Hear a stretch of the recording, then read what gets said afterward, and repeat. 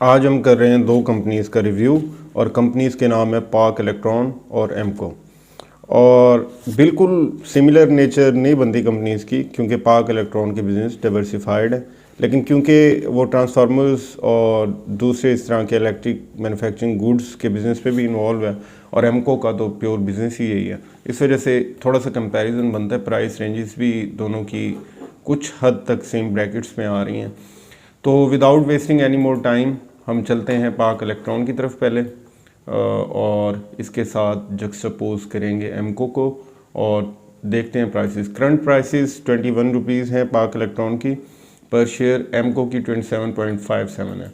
और अगर बात करें पाक इलेक्ट्रॉन की 52 वीक रेंज की, तो लोएस्ट 19 रहा पिछले 52 वीक्स में, हाईएस्ट तकरीबन 43 रहा। एमको का लोएस्ट 25 रहा, हाईएस्ट 48.5 49 के आसपास। और कंपनी के अगर प्रोफाइल्स के साथ साथ प्रोफाइल में ही है, 10 बिलियन की मार्केट कैप है पाक इलेक्ट्रॉन की, और एमको की है 964 मिलियन की। तो एमको रिलेटिवली छोटी कंपनी है, पाक इलेक्ट्रॉन तो सैगल ग्रुप का फ्लैगशिप प्रोजेक्ट है। तो फ्री फ्लोट पाक इलेक्ट्रॉन का 50% है, एमको का 30% है। और प्रॉफिटेबिलिटी मेन चीज़ है, साथ थोड़े बहुत डिविडेंड देखेंगे, वो तो इन दोनों कंपनीज में इतने इंपॉर्टेंट नहीं है। पाक इलेक्ट्रॉन के मार्जिनली बेटर हैं कुछ। अगर लेटेस्ट देखें 2020 का है पूरे साल का डेटा हमारे पास पाक इलेक्ट्रॉन का, पहले इस पे बात कर लेते हैं। 28 बिलियन के रेवेन्यूज़ 2020 में, 0.36 की अर्निंग पर। 2019 में 22 बिलियन थे, जंप हुआ 28 तक। और ईपीएस स्लाइटली इम्प्रूव हुई, 2019 में 0.27 थी, अभी 0.36 आई 2020 में। लेटेस्ट क्वार्टर को देखें तो Q3 2021 के पाक इलेक्ट्रॉन के रिजल्ट्स हैं, और 9 बिलियन का रेवेन्यू आया है। और इसके कंपैरेटिव फिगर्स जो हैं Q3 2020 में 8 बिलियन था, तो बढ़ रहे हैं। अर्निंग पर शेयर 0.49 थी लास्ट टाइम, सेम क्वार्टर में भी 0.68 है।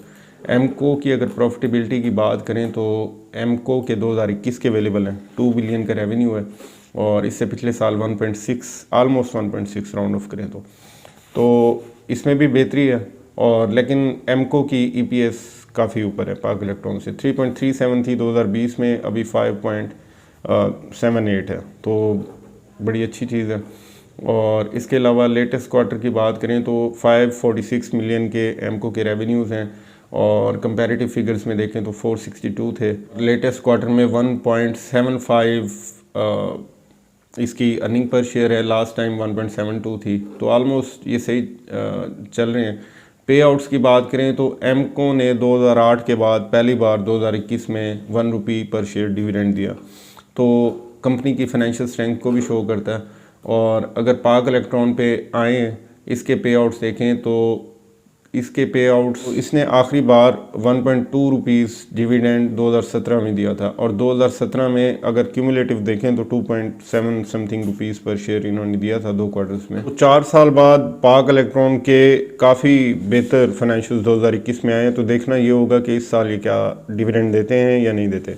क्योंकि अगर उससे पहले देखें 2017 से पहले 16, 15, 2014 या 2013 में ये हर साल कुछ ना कुछ पे आउट्स देते रहे हैं। तो अभी हुआ क्या फिर पिछले सालों में इसकी अर्निंग काफ़ी डाउन हो गई। 2017 में अच्छी थी 2.71, तो ऑलमोस्ट इतना ही हमें पे आउट नज़र आया। 18 में 1 रुपये से भी नीचे ईपीएस चली गई 0.98 पे, 19 में 0.27 पे और नीचे चली गई, 20 में 0.36 थी, तो सेंस नहीं बनती थी देने की।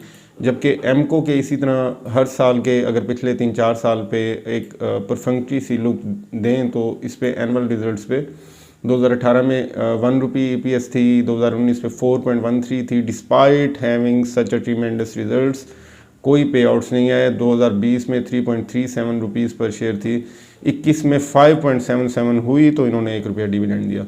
तो ये दोनों कंपनीज बड़े ज़बरदस्त इन्वेस्टमेंट केस हैं। अगर करंट प्राइसेस पे देखें तो पाक इलेक्ट्रॉन ज़्यादा थोड़ा लग रहा है लुक्रेटिव, लेकिन एमको भी बड़ा अच्छा है एमको का। लेकिन एक प्रॉब्लम है कि इसके वॉल्यूम बहुत कम लगते हैं, जैसे लास्ट सेशन में इसके सिर्फ 500 शेयर्स ट्रेड हुए। तो इससे दो चीज़ें ज़ाहिर होती हैं। पहली तो ये है कि न्यू इन्वेस्टर यानी आम जिनके पास ये शेयर नहीं है वो इसमें इंटरेस्टेड नहीं है खासे। दूसरी बात यह है कि जिनके पास हैं उन्होंने रिटेन किए हुए हैं। तो ये इन्वेस्टमेंट वाले शेयर्स हैं, बहुत अच्छे लॉन्ग टर्म। ट्रेडिंग पे कमेंट नहीं करूँगा, उसके लिए बहुत से आपके गुरुज मौजूद हैं टेक्निकल एनालिसिस वाले, और मैं तो इन्वेस्टमेंट पे बात करता हूँ। अब आते हैं वीकली परफॉर्मेंस की तरफ, और वीकली परफॉर्मेंस स्टॉक मार्केट की ये रही कि तकरीबन 1.2% वीक ऑन वीक बेसिस पे इंडेक्स ऊपर गया और 43,901 पॉइंट्स पे बंद हुआ KSE 100। और इसके पीछे जो पिछले 4 वीक हमने देखा कि एक क्रैश की सूरत हाल थी, और डेफिनेटली स्टेट बैंक की मॉनेटरी पॉलिसी में इंटरेस्ट रेट हाइक उसकी एक रीज़न थी। उसमें थोड़ा सा एक इम्पेटस नहीं आया जो हम एक्सपेक्ट कर रहे थे, क्योंकि लोग 1.5 BPS पॉइंट्स या 150 BPS points in other words वो एक्सपेक्ट कर रहे थे बढ़ना, लेकिन सिर्फ 100 BPS पॉइंट्स बढ़ाए गए। और साथ ही एक साय ऑफ रिलीफ आया इन्वेस्टर्स की तरफ से, मार्केट की तरफ से, कि जब स्टेट बैंक के गवर्नर साहब ने ये कहा कि शॉर्ट टर्म में मज़ीद चेंजेस नहीं की जाएंगी, क्योंकि जब इंटरेस्ट रेट बढ़ता है तो कंपनीज़ के लिए फिर एक्सपेंसेस बढ़ जाते हैं, उनके मार्कअप इंटरेस्ट जो पे करना होता है, तो फिर उनकी नेट इनकम भी कम हो जाती है, ज़ाहिर है उसमें से डिडक्ट होते हैं, तो फिर डिविडेंड्स आना ज़रा कम हो जाते हैं, प्रॉब्लम्स हो जाती हैं, कंपनी के कॉस्ट ऑफ डूइंग बिजनेस बढ़ जाती है। तो ये सारा कुछ था, लेकिन साथ ही एक थोड़ी सी डिसअपॉइंटिंग चीज़ ये थी कि टी बिल ऑक्शंस जो गवर्नमेंट ने की, आपने इंटरेस्ट रेट तो बढ़ा दिए लेकिन वो उधर रिफ्लेक्ट नहीं हुए। टी बिल्स की ऑक्शन में आपने इंटरेस्ट रेट सेम रखा, जबकि यहाँ पे आप बढ़ा चुके हैं for consumers and for companies. अगर वीकली वॉल्यूम की बात करें तो एवरेज वॉल्यूम थोड़ा सा इम्प्रूव हुआ, 265 मिलियन शेयर्स ट्रेड होते रहे और एवरेज बेसिस पे। इससे पहले वाले वीक में 203.8 मिलियन शेयर्स थे। और इसके अलावा थोड़े से एक कंसर्न आ रहा है, वो ये आ रहा है कि IMF के साथ डील अभी तक कंक्लूड नहीं हो पा रही, और IMF की तरफ से जो प्रायर एक्शंस उन्होंने कहे थे वो गवर्नमेंट मीट नहीं कर पा रही किसी वजह से। और गुड न्यूज़ ये है कि रेमिटेंसेस 10% बढ़ गई हैं लास्ट मंथ में as compare to the same month in last year.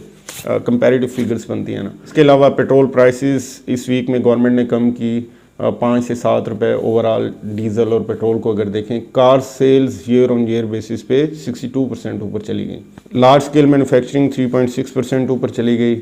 और एक जो काफ़ी डिस्टर्बिंग न्यूज़ है वो ये है कि government is mulling over to increase the base power tariff rate.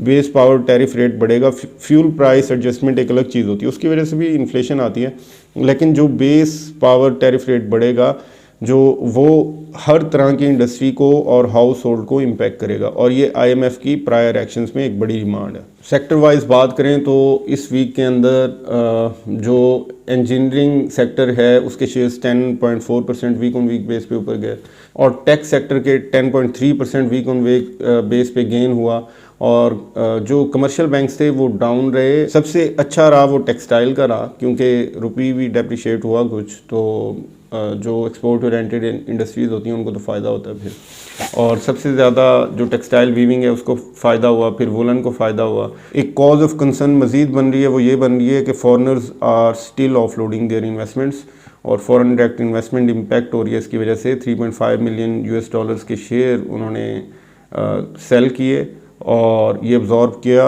Individuals ने और कंपनीज़ ने। इन्होंने की $5.1 मिलियन के शेयर्स की।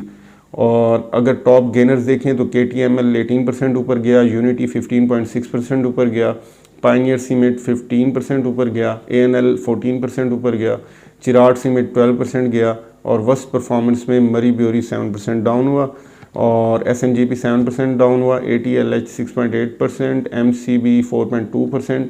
और जो डिविडेंड लेते हैं और बैंकिंग सेक्टर में जिनको कोई मसला नहीं है इन्वेस्ट करने में, तो UBL और MCB बड़े अच्छे शेयर्स हैं, और नेस्ले 4% डाउन हुआ। अब एक और बात मैं डिस्कस करना चाहता हूँ, वो बात ये है कि बहुत से लोग ऐसे हैं जो फ्रस्ट्रेशन का शिकार हैं, और वो बजाय इसके कि मेरे साथ आके बहस करने से या ऐसे फ्रस्ट्रेशन निकालने से तो आप लोगों को कोई फ़ायदा नहीं होगा फाइनेंशियल, तो इसलिए बेहतर है अगर stock market is not working for you then you should also look for some other business. There are tons of other opportunities in Pakistan as well. तो मुझे तो इससे हमेशा फ़ायदा हुआ है, इसी वजह से मैं इन्वेस्ट कर रहा हूँ, और बहुत से और लोग भी जिनको मैं जानता हूँ इसी वजह से इन्वेस्ट कर रहे हैं। तो किसी और सेक्टर में आप जाएंगे तो ज़ाहिर बात है वहाँ पे ज़्यादा लंबा अरसा आपको वेट करना पड़ेगा, लेकिन फिर हो सकता है कि आप उससे ज़्यादा सेटिस्फाई हों। यहाँ पे क्योंकि रेडीली मार्केट अवेलेबल होती है, आप फ्रस्ट्रेशन में सेल कर देते हैं और रोज़ाना देखते हैं कि इतना डाउन हो गया, इतना डाउन हो गया। प्रॉपर्टी में या किसी भी और बिज़नेस में क्योंकि रेडीली मार्केट अवेलेबल नहीं होती, जब कभी वैल्यूएशन होती है तो वो उस टाइम तक काफ़ी टाइम गुजर चुका होता है, तो आप लोगों को लगता है कि फ़ायदा हो। तो फाइनल पाक इलेक्ट्रॉन और एमको दोनों लॉन्ग टर्म के इन्वेस्टमेंट के बेहतरीन केसेस हैं। अगर आप इसमें इन्वेस्ट करना चाहते हैं तो सबसे पहले इनके जो दोनों कंपनीज़ के लेटेस्ट एनुअल रिजल्ट्स अवेलेबल हैं एनुअल रिपोर्ट के अंदर, वो पढ़िएगा। डायरेक्टर्स रिपोर्ट भी खुद से थोड़ी थोड़ी रिसर्च किया करें, इससे आपको बड़ा फ़ायदा होगा, आपका विजन भी ब्रॉड होगा, थोड़ा सा चीज़ों को आप एनालाइज और जज करना सीखेंगे इन अ बेटर वे। तो ये आज का सेशन था। Thank you very much.